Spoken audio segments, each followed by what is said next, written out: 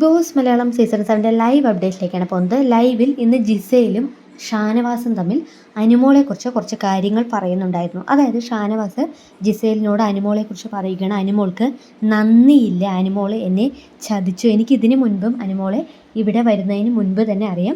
ചില സീരിയലുകളുടെയും ചില ഷൂട്ടിംഗ് സെറ്റുകളിലേക്ക് ഇടയിൽ അതിൻ്റെ ഭാഗമായി ചില പ്രോജക്റ്റുകളുടെ ഭാഗമായിട്ട് ഞാൻ അനുമോളെ കണ്ടിട്ടുണ്ട്, എനിക്കറിയാം. പക്ഷേ വാട്സപ്പിൽ കോണ്ടാക്റ്റോ മെസ്സേജോ അത്തരത്തിൽ ഒന്നും തന്നെ ഉണ്ടായിരുന്നില്ല. ഞാൻ അന്ന് കാണുന്ന സമയത്ത് ഒരു എട്ടും പൊട്ടും തിരിയാത്ത ഒരു പൊട്ടിപ്പെണ്ണായിരുന്നു അവൾ.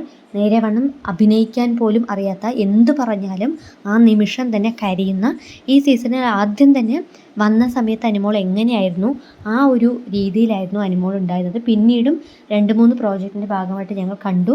ആ സമയത്തും എവിടെ വെച്ച് കണ്ടാലും പെട്ടെന്ന് കരയുന്ന ഒരു പ്രകൃതമായിരുന്നു അനുമോളുടേത് എന്ന തരത്തിലൊക്കെ ഷാനവാസ് ജിസേലിനോട് പറയുന്നുണ്ട്. ശേഷം അനുമോൾക്ക് തീരെ നന്ദിയില്ല, അനുമോൾ എന്നെ ചതിച്ചു, അനുമോളെ ഞാൻ സത്യത്തിൽ ഫേവർ ചെയ്ത് അല്ലെങ്കിൽ അനുമോളെ സപ്പോർട്ട് ചെയ്തുകൊണ്ടിരുന്നത് എല്ലാവരും ചേർന്ന് ഒറ്റപ്പെടുത്തിയപ്പോൾ എനിക്ക് ആ ഒരു സോഫ്റ്റ് കോർണർ കൊണ്ടാണ് ഞാൻ അനുമോളെ സപ്പോർട്ട് ചെയ്ത് അവളെ പ്രൊട്ടക്റ്റ് ചെയ്ത് നിന്നത് എന്നതൊക്കെ പറയുന്നുണ്ട്. അന്ന് ആര്യനും അനുമോളും ഷൂ എറിഞ്ഞ ആ ഒരു വിഷയത്തിൽ ആ സമയത്ത് അനുമോളാണ് എന്നെ വിളിച്ചു കൊണ്ടുപോയിട്ട് ഷാനവാസൊക്കെ എങ്ങനെ വരൂ എന്ന് പറഞ്ഞ് എന്നെ വിളിച്ചു കൊണ്ടുപോയതും അങ്ങനെ അവസാനം ഞാനും അക്ബറും തമ്മിൽ വലിയൊരു പ്രശ്നമാവുന്നതും കൺഫെഷൻ റൂം വരെ എത്തി.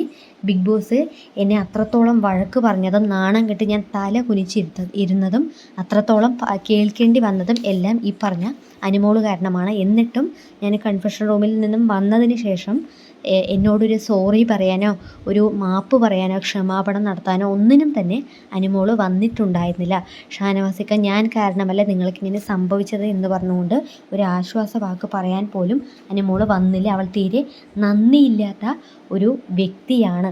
അവൾ പുറത്ത് എനിക്ക് അറിയാവുന്ന ഒരു പാവം പൊട്ടിപ്പെണ്ണായതുകൊണ്ടാണ് ഞാൻ അവളെ അത്രയധികം സപ്പോർട്ട് ചെയ്തത് എന്നുള്ള തരത്തിലൊക്കെ ഒരുപാട് കാര്യങ്ങൾ ഷാനവാസ് പറയുന്നുണ്ട്. ഇപ്പോൾ അഭിലാഷും നെവിനൊക്കെ അവളുടെ പുറത്തെ സപ്പോർട്ട് കണ്ട്, പുറത്തെ പ്രേക്ഷക പിന്തുണ കണ്ടിട്ടാണ് അവളെ താങ്ങി നടക്കുന്നത്. പക്ഷേ ഞാൻ അവളൊന്നും ആവാതിരുന്ന സമയത്ത്, അവളുടെ സപ്പോർട്ട്, പുറത്തുള്ള സപ്പോർട്ടൊന്നും തന്നെ അറിയാതിരുന്ന സമയത്ത് പോലും അവളെ സപ്പോർട്ട് ചെയ്തൊരു വ്യക്തിയാണ് ഞാൻ.